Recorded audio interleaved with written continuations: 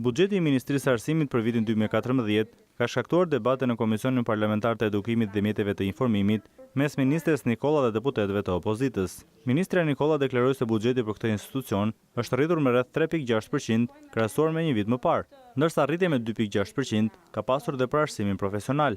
Këto shifra janë kundërshtuar nga opozita, e cila në fokus kryesor kishte pagën e mësuesve, që sipas saj mësuesi nuk ndihmohet në të ardhurat me këtë skemë të taksës progresive.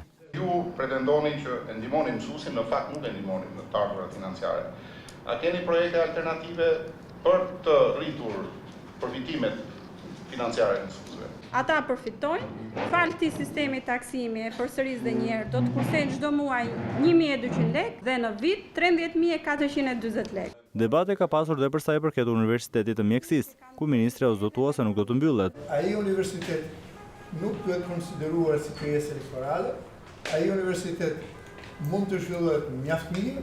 Ky universitet të jetë përgjegjësi kryesor për cilësinë e shërbimit tretësor që ofrohet në qendrën spitalore universitare në Shqipëri.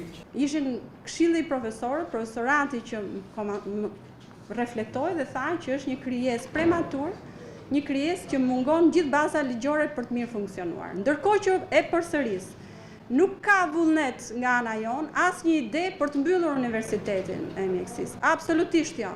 Debate për emërimet e drejtorëve në kundërshtim me ligjin, Nikolla ka pasur edhe me ish-ministrin Tafaj. Janë emëruar drejtor shkollës, rreth 240 drejtorë në gjithë Shqipërinë, pra në kundërshtim me ligjin, jo siç ligji e thotë, duke bërë konkurset. Ata nuk janë emëruar, janë komanduar. Dhe për sa kohë janë komanduar, ju mund të shpallni konkurset me njëherë.